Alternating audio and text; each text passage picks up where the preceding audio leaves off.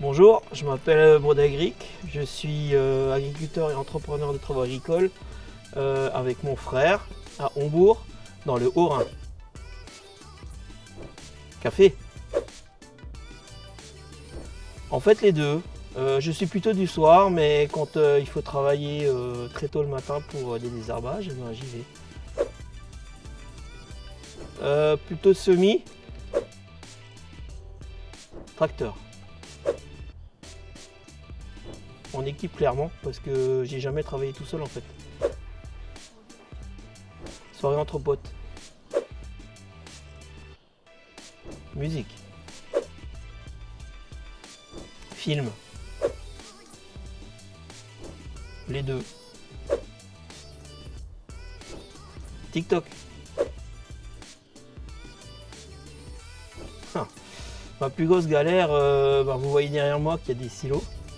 Et donc la plus grosse galère, ça a été une galère administrative pour obtenir le permis de construire de ce fameux silo. On a déposé le permis, on était pratiquement avant Noël et on a reçu un refus.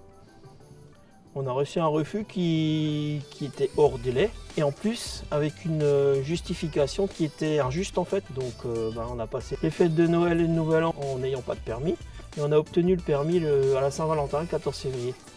Donc on a passé pratiquement 3 mois à galérer à attendre ce fameux permis qui nous avait été refusé injustement.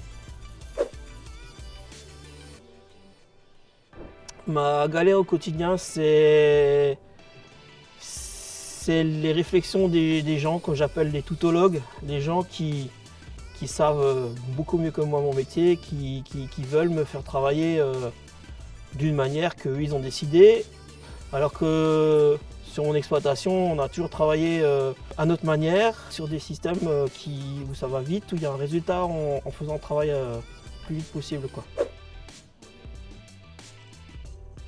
La galère la plus drôle, vous voyez derrière une moissonneuse. Donc un jour, on a emmené la coupe de cette moissonneuse sur le chariot porte-coupe. Il a fallu l'amener d'Alsace vers la Haute-Marne.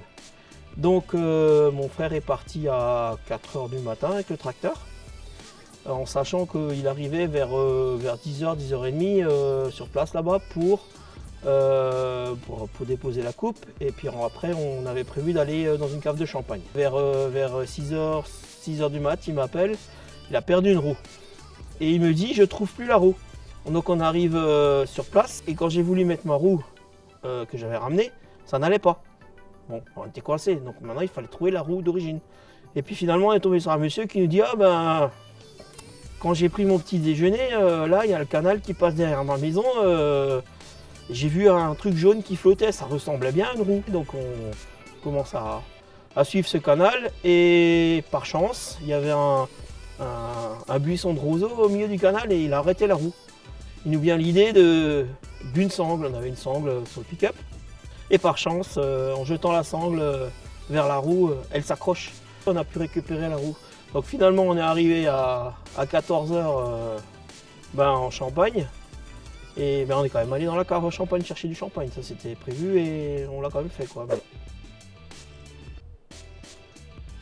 Le meilleur conseil que je puisse lui donner, c'est d'être le patron chez soi. Mon père a toujours dit ne pas faire comme les autres, ne pas être un mouton, qui suit un troupeau. Faire différemment, ça ne veut pas dire faire moins bien.